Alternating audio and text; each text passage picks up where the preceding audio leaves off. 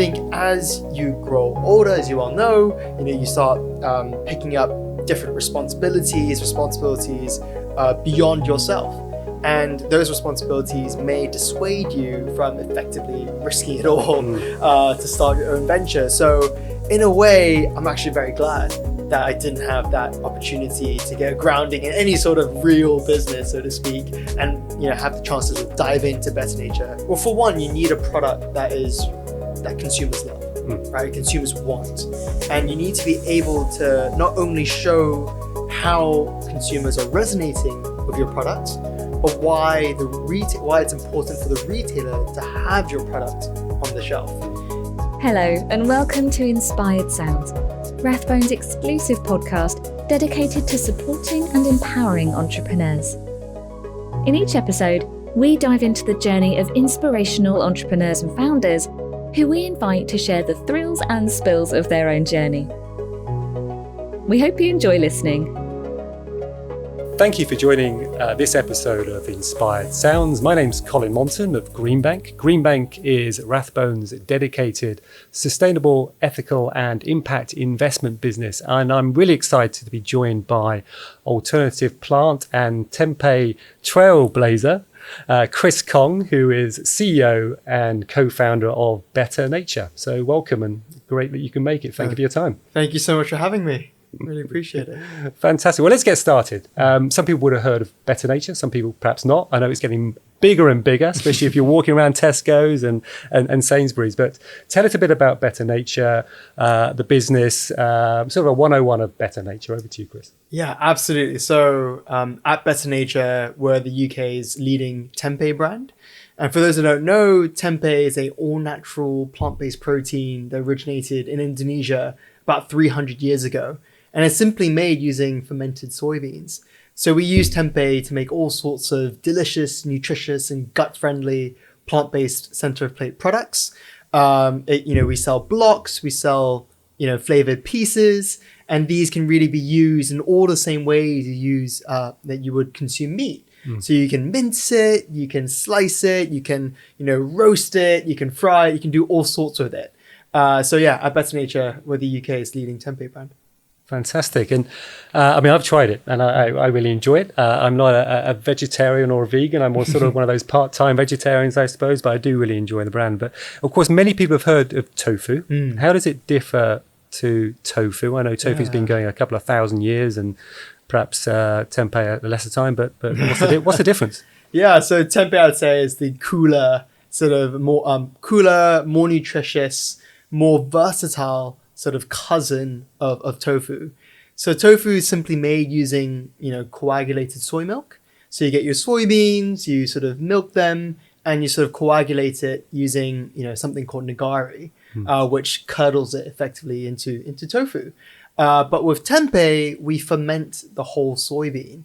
And so you can really think of tempeh as this marriage between mushrooms and soybeans. So we use, mushroom spores to sort of ferment the whole soybean. And as a result, we get something that's much meatier in texture, much more firm, and far more nutritious. So it's got almost double the protein content, for example, because we use the full bean. It's got way more fiber. And because it's fermented, it's also packed full of all these amazing gut-friendly prebiotics. So it's also fantastic for your gut. Fantastic. And I know tofu. I don't eat it a lot, but tempeh has been a real learning curve and an education for me. When was that spark? When was that conceptual idea to come and bring this Better Nature, this tempeh to market? Tell us a bit about those origins. And I know you're a science guy. So I'd love to hear a bit more about that as well. Yeah, absolutely. So, Better Nature is a business co-founded by myself and 3 others. And I guess it all really started way back in 2018. When I say way back, 6 years ago.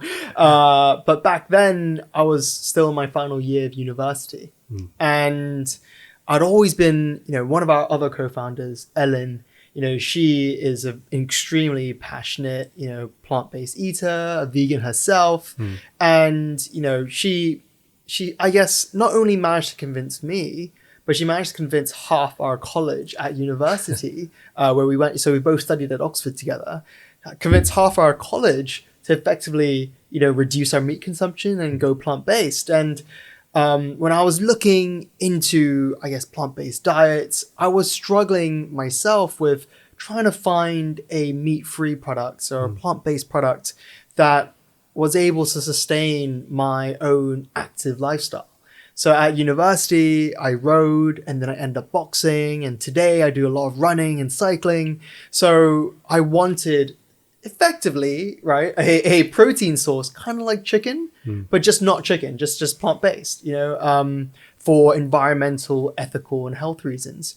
But sort of like chicken that was versatile, that I could use in all sorts of different dishes.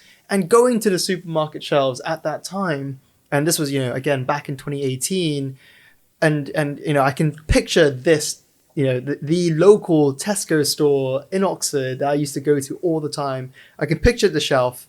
And at that time, all I could find was either your, frankly, quite processed meat alternatives at one end and your all natural tofu and falafels at the other.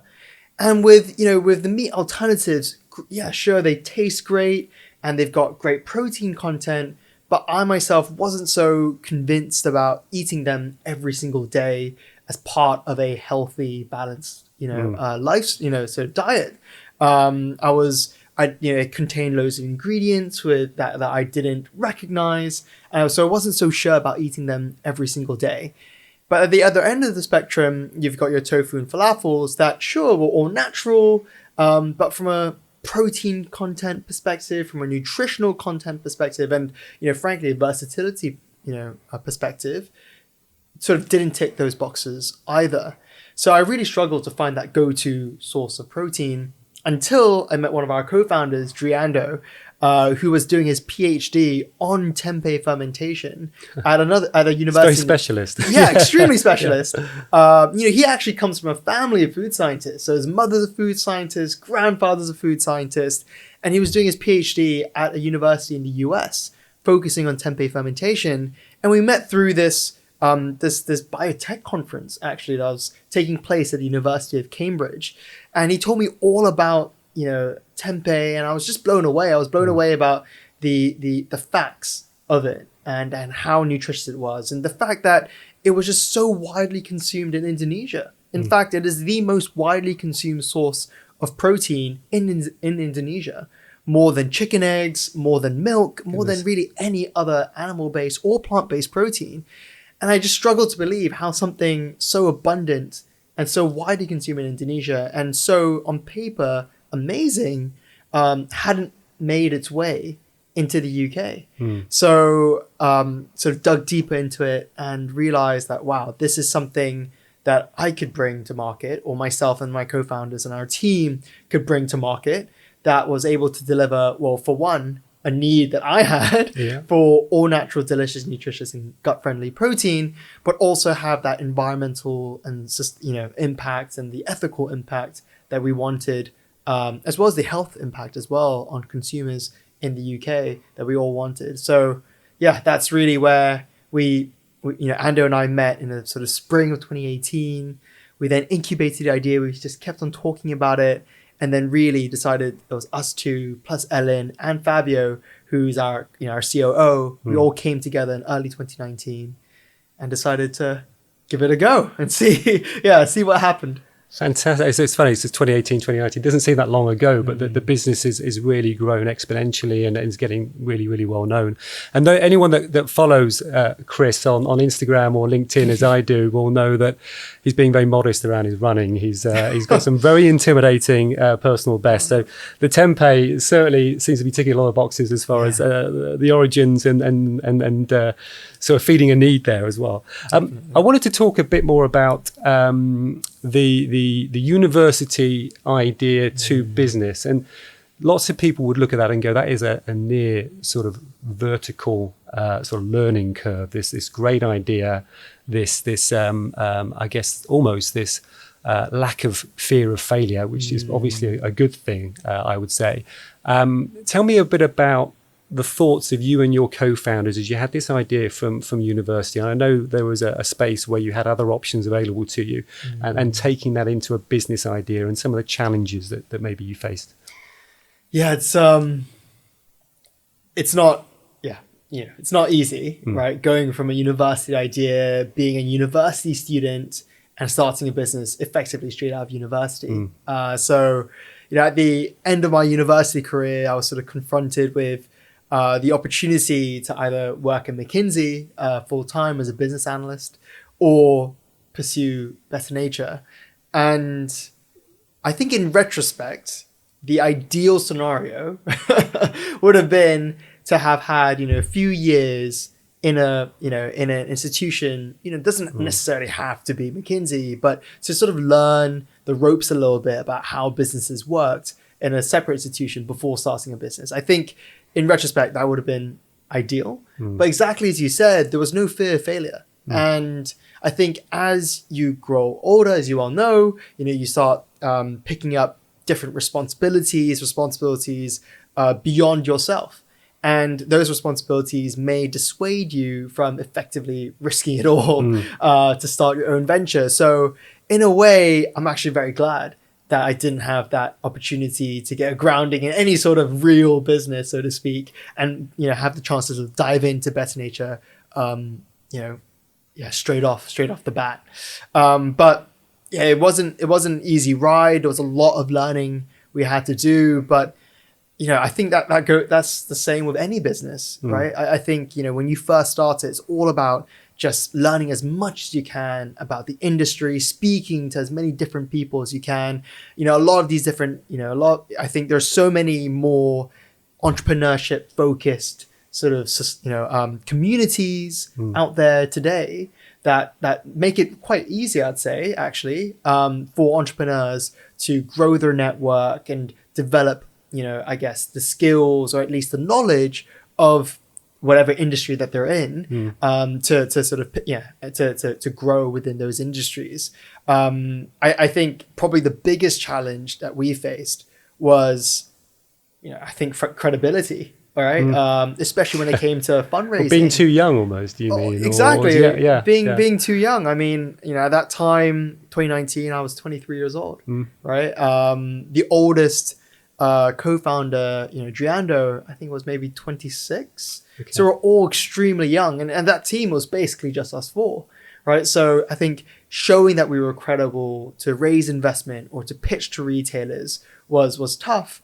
But we were able to demonstrate, but what we sort of lacked in age, we made up for in eagerness to learn and this, this ferocious appetite to really just consume as much as we possibly could about the industry and iterate, and the lack of failure, as you mentioned, the energy that we had to really take this idea from 0 to 1. And I think that's something you definitely need in the early days as well, like lots and lots of energy, because you're gonna run into a lot of dead ends. You're gonna run into a lot of dead ends, but that's fine, because every dead end sort of points you, hopefully, right, closer and closer to the right direction to really devote your energies. And in the early days, it's all about trying to identify as many of these dead ends as possible and to really nail on your true value proposition to the consumer. And once you've found that, go all in, just double down, be focused. And I think that's how great businesses grow. Yeah, it's brave and it's courageous, but the timing is never right, is it? I mean, you say that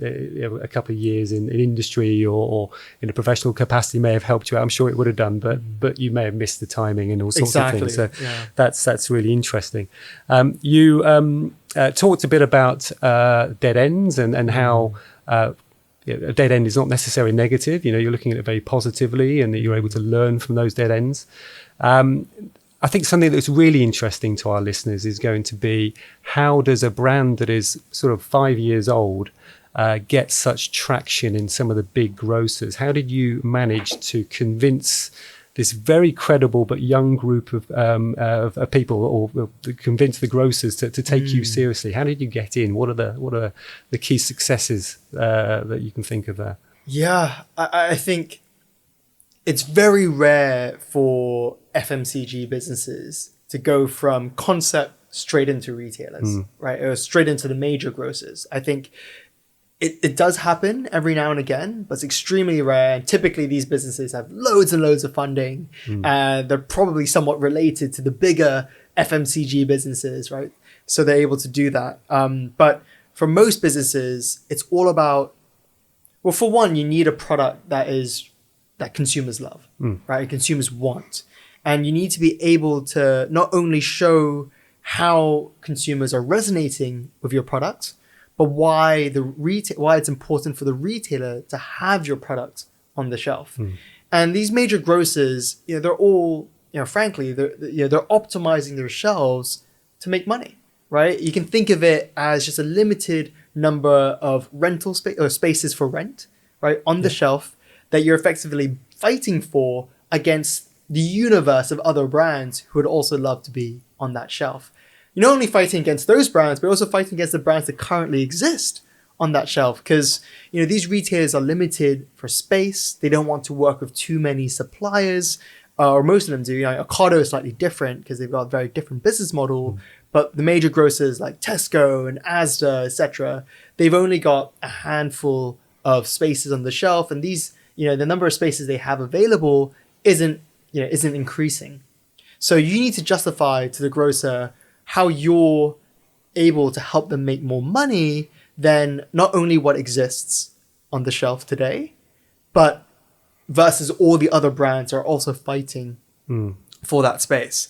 So for us in the early days, yes, we were reaching out to the major grocers in the hope that they'd give us a chance, but it was a lot, we did that really just to seed, our brand name and our value proposition and our products in their mind, so that they can keep, and we just updated them on a monthly or quarterly basis, just so that they can see how we were progressing. Sort of amplifying and sharing the success of what your brand is doing and why you need that rental space on their shelves and justifying it that way. Which Exactly. And, I think a lot of it was also just being mindful of the trends, right, on the market. I think, for example, in the meat-free space, there were a lot of plant-based meat alternatives on the shelf. So if you were another plant-based meat alternative brand, then you had to justify, what makes you unique versus the other plant-based meat alternative brands. And, when it comes to the major grocers, in order to help them make more money, there are only a handful of ways you can do that. You can either help them bring in a customer that's no longer shopping from that category. That's currently not shopping from that category. You can help them sell more products than what currently exists on the shelf. Or you can help them sell a higher value product that allows them to make more money per unit sold, right? That's effectively it. So we sort of secured smaller wins here, there, everywhere, to be able to show to the retailer, hey, these are what our customers are thinking of our product. We think we do really well on your shelves because of these customers, the feedback they're giving us, the traction we've already got. At the same time, look, these are what customers are looking for, and this is how we're aligned to those trends. They're looking for more all-natural products. They're looking for more gut-friendly products. They're looking for products that were high in protein but had simpler ingredient lists. So we were able to pick those out. And I think when the time came that we were ready to really truly supply these major retailers, it was just trying to find out all sorts of different ways in which we can get in touch, leveraging our network, attending events that we knew these retailers would be attending. Trade shows, for example, were quite helpful in that, and pitching ourselves. And so it's not straightforward. I think so many of our listeners will get some value out of what you've just said there. And I'm really interested on the 3 points you made around the first point, which fits directly with me, convincing someone to use your product that hasn't used it previously. So not a competitor, trying to steal a competitor. Of course, you want to do that too, but and there must be a big education piece there. Definitely. So how do you go about educating your potential customer about something they don't necessarily know exists almost? So I'd love to hear about how you go about that, and also your communication strategies along there as well. Yeah, I mean, it's so this is a question that would be perfect for Ellen, our co-CEO. She heads up our marketing team. Well, she convinced the whole university to go meat free by the sounds of it. That's So, true, yeah, exactly. absolutely. She's extremely convincing. And I think for us, it was really about doubling down on what made Better Nature and Tempe, the product we're selling, unique versus the offering that currently exists. And for us, it's really just all about health, right? And consumers, the main reason why consumers look to reduce their meat consumption in the first place is due to health reasons, Okay. right? But due to the processed nature of a lot of food products on the shelf, a lot of meat alternatives on the shelves, there's perhaps that health message was getting lost. So for us, it was really important to double down on health and increasingly gut health, because tempeh is truly the only gut-friendly protein, plant-based or not, that's available on the market. There's no other sort of protein source that can really fit that center of plate usage occasion, whether it be lunch or breakfast or dinner, that can also confer gut health benefits. And when it came to, communicating that and educating consumers about that, I think our packaging plays a big role in that. But we also, in the early days, we leveraged a lot of social media. We worked with a lot of different influencers, especially, health and, in the early days, a lot of vegan influencers. But these days, a lot more health focused, a lot more fitness focused, a lot more gut health focused influencers to really help us, tap into their audiences and to get the message out there. And pushing sort of recipe ideas exactly, and things like that. Okay. Loads of recipe inspiration, quick, simple ways in which you could prepare a delicious meal made using Better Nature. So we also did a lot of work on our website and, put loads and loads of recipes on that. So I think now we've got about 70 odd recipes on our website. I think there's some really smart ways that some really smart channels that we leveraged in the early days to also help educate. So we, one of our biggest customers when we first started out, well, back in sort of 2021, was Mindful Chef.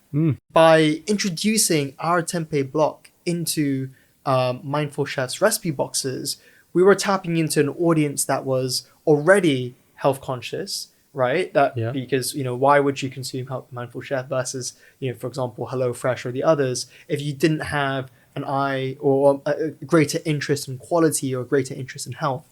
So we were tapping into a warm audience, and they were presented with our products in our packaging, our branding, and instructions exactly how to prepare a fantastic meal out of that. So that was also a really cool way for us to sort of grow the awareness of tempeh beyond working with influencers. So I think really leveraging the sales channels, and increasingly today, now that we're available in major grocers, it's working with the major retailers about leveraging their marketing, their marketing options, right, to really tap into whether it be digital advertising on, for example, Tesco.com, right, or sort of more targeted advertising on Ocado.com, on Ocado with coupons or samples, etc. Really targeting audiences that we know will have an interest in tempeh or have an interest in gut health, have an interest in healthier proteins.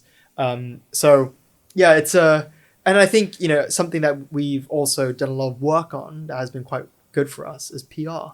Right. And really to really get into PR, you need to position yourself as a thought leader in the space. So, and you also need a real point of difference. And the good news is that, with the tide sort of, with the ongoing discussions around ultra processed foods, right?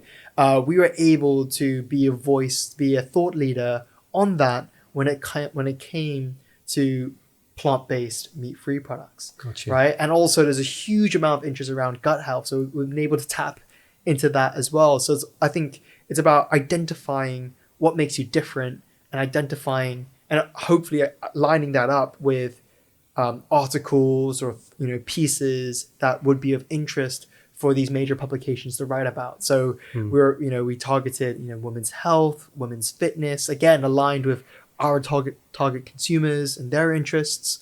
and really pushed that message that we are the thought leader for gut-friendly, all-natural, plant-based protein. If you're ever interested in a quote about this, if you're ever interested in a product that you can feature on sort of any sort of article that you're writing about these topics, do let us know. Yeah, because you're the experts at it, and it makes sense. Exactly. I think you mentioned that the primary reason for meat free is health. Something that we're obviously really passionate about at Greenbank is sustainability, because that's our core ethos: sustainable and ethical investing. I'd really love to hear your views on the sustainability story around better nature and why that's important to you too. That should be important to all businesses, of course, but love to hear your views on that, Chris. Yeah, I mean, for us, how we treat the planet and people, sits at the heart of the business. If I, not just me, but if any of our team members wanted to, I'm sure that we'd be able to find careers in places that didn't have so much of an emphasis on that probably pays a little bit better or is a little bit less risky, probably, almost certainly less work, right? But the reason why we started Better Nature is really because we are this mission-driven business. We wanted to champion a better way of doing business, and we thought that there was certainly with Tempe, a way to not only deliver a product that or create a business that was going to be a huge commercial success, but also do it in the way that could deliver huge impact to both, health, human health, planetary health, and also have some social impact as well. Which we're delighted to hear about, which is why I love this business, Better Nature, and all you stand for as well. Now, I could talk to you for probably another couple of hours, but we're running low on time. But don't worry, there'll be plenty more opportunity to talk more and so forth. But I think something I'd really love to talk to you about is the exciting area of international expansion. So you're getting, I encourage anyone to walk down a chilled food aisle in a major grocery, and you'll probably see Better Nature. But at some point, you took the decision to expand into international markets. Love to hear your story about why those particular markets. I know you're in RWE, or I think it's pronounced Reva in Germany. Yeah. Why Germany? Why not the States? Or why not Southeast Asia? And whether presumably everyone knows about Tempe, but I love your thoughts on that. Yeah, I mean, I think as a food business, we're slightly more geographically constrained, due to logistics of where we can ship our products. But that said, the reason why we have targeted Germany is because it is one of the, I think it's the market's either bigger or just slightly smaller. I think the UK and Germany sort of jostle for who comes first and second when it comes to the plant-based market in general. So it's really targeting where the market is for our types of products.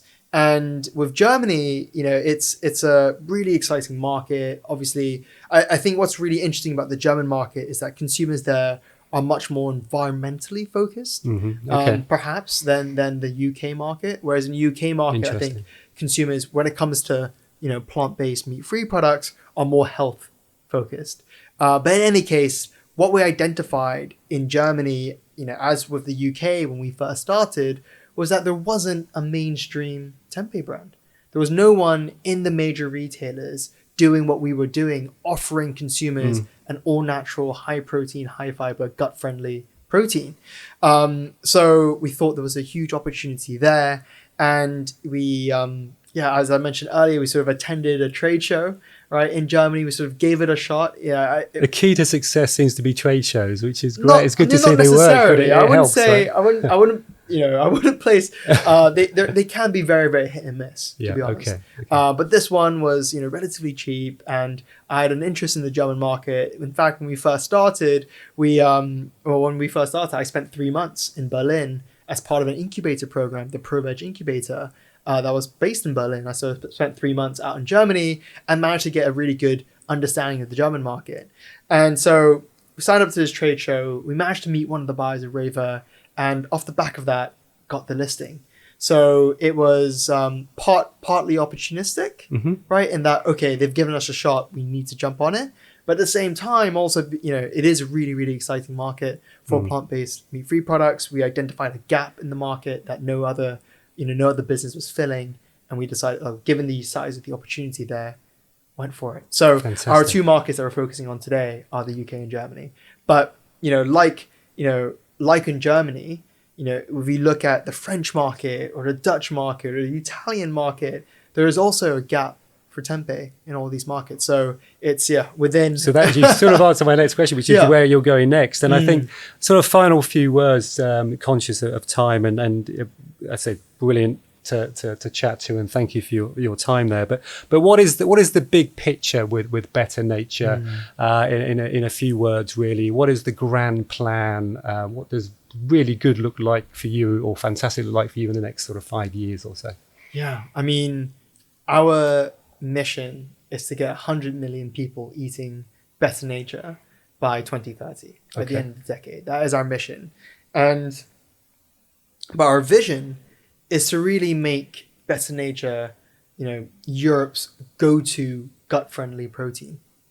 And so what do the next few years look like? Well, there will almost certainly be a little bit more international expansion, but at the same time, we're also extremely focused on driving penetration in the markets that we're already active in. So we're firmly focused on making sure that in every single retailer in the UK and as many, and in Germany, you can find Better Nature, and as many consumers in the UK and Germany can also are aware of us, can purchase our products and absolutely love our products. But we also see a huge opportunity in broadening the use cases of our products beyond the current product formats that we have available. The way we see it is that due to how versatile tempeh is, there's no reason why a consumer would want to pick, this is the vision, right? Would want to pick chicken versus tempeh. Given how versatile tempeh is, given how easy it is to cook with, given the ability to flavor it in all the same ways you can flavor chicken, given all the health benefits that tempeh has versus chicken. So we want to be that, we want to be that go-to sort of, not alternative to chicken, because that makes it sound like a meat alternative, but that go-to protein source for consumers looking for a healthier, gut-friendly protein. That's a fantastic vision, and I love the fact exactly what your vision is, and it seems stretching enough, but also achievable enough as well. Look, that's fantastic. Thank you, Chris. Thank you so much for your time. I said I could have spent a lot more time talking to you, but all I want to say really is thank you to Chris. Thanks for your time. Thank you for listening. Thank you for viewing, and please look at some of the other podcasts that we had, and look forward to seeing you again soon. Thank you very much indeed.